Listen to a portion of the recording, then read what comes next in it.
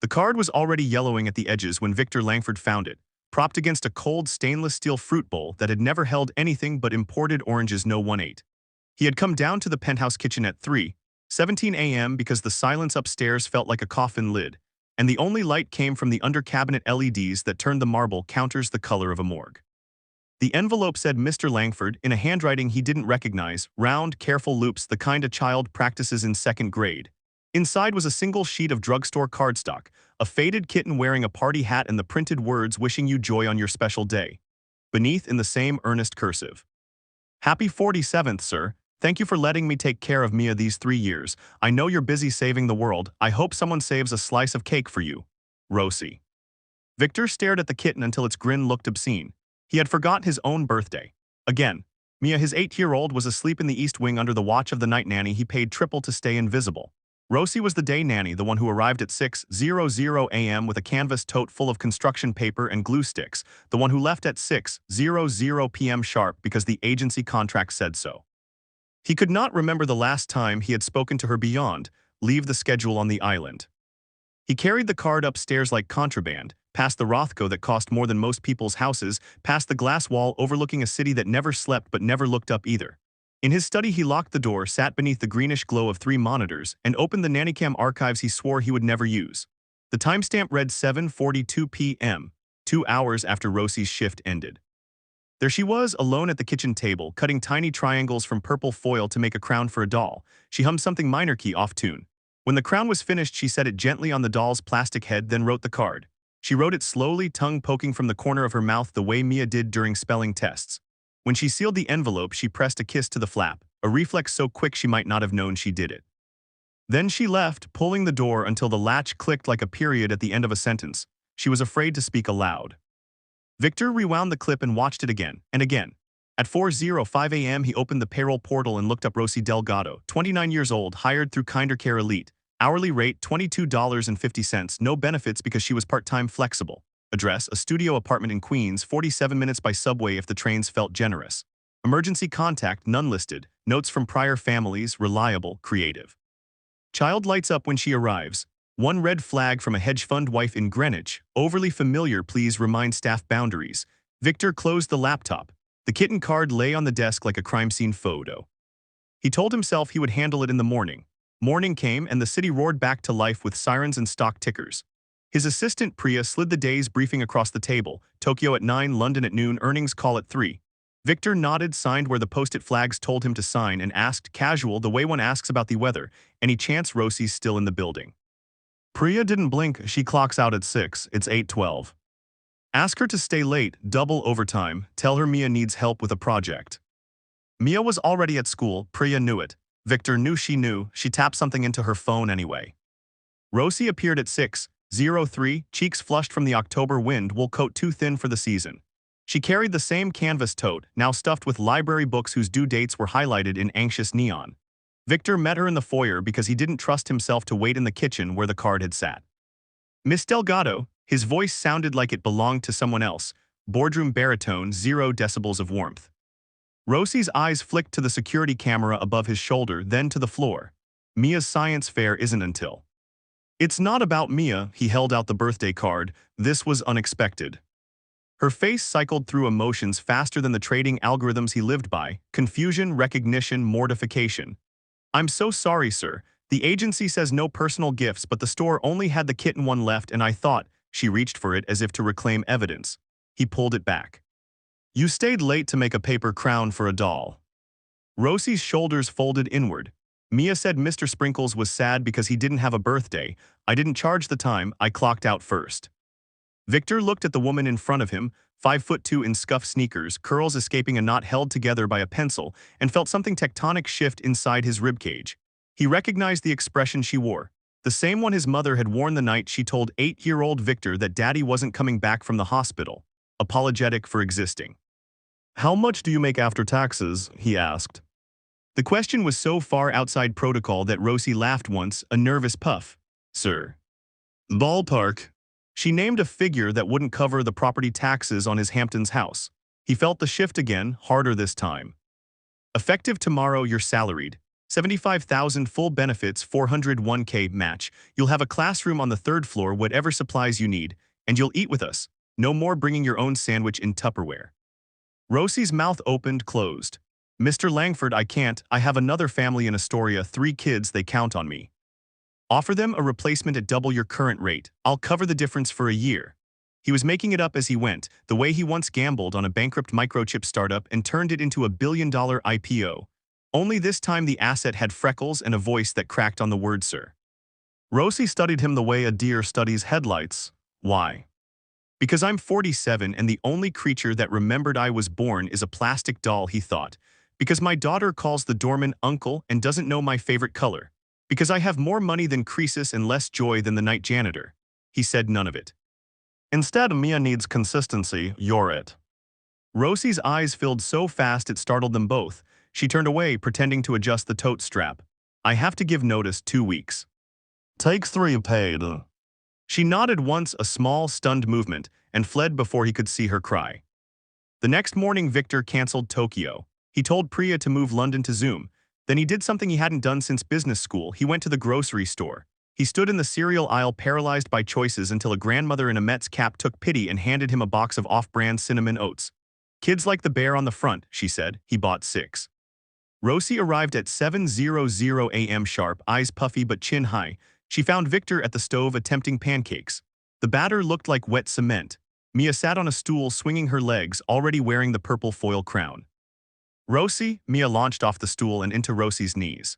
Daddy said you're moving in. You get the blue room with the big window and we're making a volcano that really erupts. Rosie looked at Victor over Mia's head. He shrugged, sheepish, spatula dripping. I may have oversold the volcano. The first week was a masterclass in controlled chaos. Rosie rearranged the third-floor guest suite into a wonderland of colored bins and a reading nook with twinkle lights. Victor learned that circle time was not a corporate jargon but a ritual involving songs about spiders and sharing feelings. He sat cross-legged on a rug shaped like a lily pad, williating his 6'2" frame into submission, while Mia explained that today she felt orange, like a pumpkin but not Halloween yet. Rosie watched him with the wariness of a cat deciding whether the new human could be trusted. She still called him sir. He hated it. On day 10, he found her in the laundry room at midnight, folding Mia's clothes into perfect squares. The washer's rhythm was the only sound. You don't have to do that, he said. It's no trouble. She didn't look up. Rosie. She paused, a tiny sock in each hand. My name is Victor. I know, sir. He took the socks, tossed them into the basket. Try it. She swallowed Victor. It came out a whisper, like a prayer she wasn't sure she was allowed. Better. They stood in the humming dark until the dryer clicked off. He wanted to ask if she was happy, if $75,000 could buy absolution for 3 years of invisibility, but the words felt greedy. Instead he said, there's gelato in the freezer. Mia likes the stracciatella. I bought extra. Rosie smiled then, small, crooked, real. I know what Mia likes. Of course she did. Winter arrived with a nor'easter that shut down the bridges. Schools closed. The agency panicked. Half the nannies couldn't get into the city. Victor's phone buzzed with rescheduling demands from 3 continents. He silenced it, pulled on boots, and trudged with Mia and Rosie through Washington Square Park where snow piled in drifts the color of steel. They built a lopsided snowman with a carrot nose and a Mets cap. Mia christened it Mr. Sprinkles Sr. Rosie took a photo on her ancient phone. The screen cracked in a spiderweb that caught the snowflakes like diamonds. That night the power flickered. The building's generator kicked in, but the elevator froze between floors. Victor carried Mia on his shoulders down 23 flights of emergency stairs while Rosie held the flashlight and sang Itsy Bitsy Spider to keep Mia from noticing how high they were. On the lobby level the doorman applauded. Mia bowed. Victor's legs shook for an hour. Christmas crept up like a secret. Rosie strung popcorn garlands while Victor wrestled with a 7-foot Fraser fur that smelled like every good memory he couldn't access. Mia wrote letters to Santa in purple marker. Rosie helped her sound out microscope and roller skates. Victor wrote his own letter on heavy cream stock, folded it into an envelope, and left it on Rosie's desk. Inside, a single sentence. Ask for whatever you need, no limits. Christmas morning, Mia tore through wrapping paper like a hurricane. Rosie opened her gift last, a leather-bound planner with her initials embossed in gold, the kind executives used, but the pages were blank because Victor had no idea what dreams looked like on paper. Tucked between December and January was a plane ticket to San Juan, open-ended, first class, and a postcard of El Yunque rainforest. Rosie's hands trembled. I haven't been home in 5 years. Take as long as you need, Victor said. Mia and I will manage. He had already blocked his calendar for 2 weeks and bribed Priya with a vintage Birkin to hold the fort. Rosie flew out on December 27. The apartment echoed. Mia moped. Victor discovered that making edible macaroni and cheese was harder than closing a Series C round. They video called every night. Rosie's mother waved a wooden spoon at the camera and insisted Victor visit soon. You too skinny, Mijo, I make you pastels. Mia fell asleep with the iPad on her pillow, Rosie's lullaby drifting through the speaker like smoke. Rosie returned on January 10 with a suitcase full of coqui frog plushies and a tan that made her freckles stand out like cinnamon on milk. She brought back stories, her abuela's house with the tin roof that sang in the rain, the beach where bioluminescent waves lit up like fallen stars. She told them over dinner, real dinner at the table with cloth napkins because Mia insisted fancy people use rectangles. Victor listened more than he spoke. He learned that Rosie had wanted to be a teacher but dropped out of community college when her mother's dialysis bills tripled. She learned that Victor's father had died when he was 12 and his mother followed at 19, leaving him a scholarship and a terror of attachment. February brought the science fair. Mia's volcano erupted actual foam that smelled like vinegar and glory. Rosie filmed it on her new phone. Victor had upgraded her plan without asking. The judges gave them second place. Mia didn't care. She had hugged her dad in front of the entire gymnasium and he hadn't flinched. Spring unfurled. Rosie enrolled in night classes for early childhood education, tuition covered by a mysterious scholarship that shared Victor's initials. She aced her midterms. Mia learned to read chapter books. Victor learned to braid hair badly but with commitment. On Saturdays, they took the subway to Coney Island because Mia wanted to see the ocean in winter. Rosie packed empanadas wrapped in foil. Victor carried the cooler and discovered he liked the weight of it, the usefulness. One Friday in May, Rosie didn't come down for breakfast. Victor found her in the classroom staring at an acceptance letter from Bank Street College of Education. Full ride. She looked up, eyes shining with terror. It's a master's program, 2 years, I'd have to cut hours. Victor's heart performed an uncharacteristic somersault. Take the hours you need, we'll figure it out. I can't ask you to. You're not asking. That night he booked a table at a rooftop restaurant with a view of the skyline he used to conquer. He wore the sweater Rosie once said made him look less like a shark. Mia stayed with Priya, who had become an honorary aunt. Over burrata and sparkling water, Rosie didn't drink. He told her about the first company he ever started, a lemonade stand at age 9 that failed because he gave away free refills to anyone who looked sad. She laughed until she cried, then cried without laughing when he said, I don't want to be the man who forgets birthdays anymore. Rosie reached across the table and touched the back of his hand, featherlight. You're not. Summer arrived humid and golden. Rosie's program started. She left at 7:00 a.m. for classes, returned at 4:00 p.m. to relieve the substitute nanny Victor had hired at triple rate to bridge the gap. Evenings were homework in playgrounds and fireflies in Central Park. Mia caught one in a jar and named it Professor Sparkle. Victor took them to Puerto Rico for a week, his first vacation without a laptop. Rosie's family enveloped them in music and mofongo and questions in rapid Spanish that Mia answered with confident Spanglish. Victor danced merengue badly and didn't care who saw. On the last night they walked the beach at Luquillo, the moon hung low and bloated. Mia had fallen asleep on Victor's shoulder, frog plushie dangling. Rosie kicked off her sandals and let the waves erase her footprints. I used to think kindness was a luxury, she said. Like caviar, you could live without it. Victor shifted Mia's weight, and now I think it's oxygen. You don't notice until someone takes it away. He wanted to tell her that she had resuscitated him, that the birthday card was the defibrillator, but the words felt too big for the salt air. Instead he said, move into the East Wing permanently. The classroom too, make it yours. Rosie stopped walking. Victor. I'm not asking out of guilt. He met her eyes.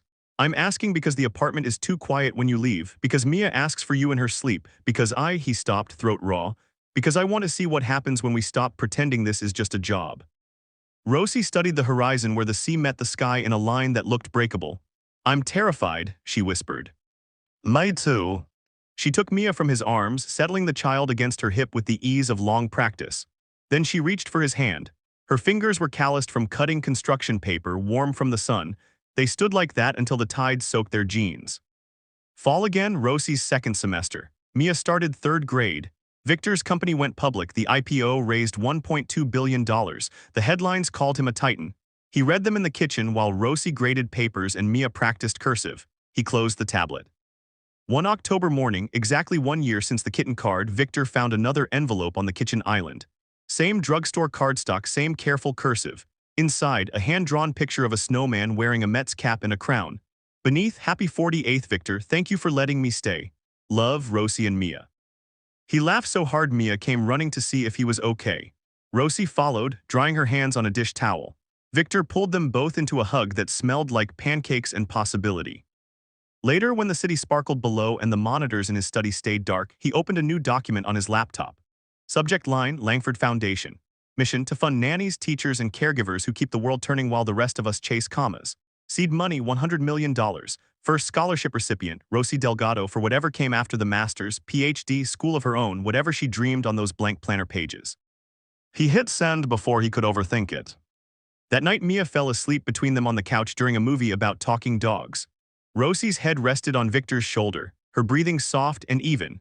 He looked at the two people who had rewritten his story in purple marker and foil crowns and felt the tectonic plates settle into something that might last. The kitten card still sat on his desk, yellowed edges and all.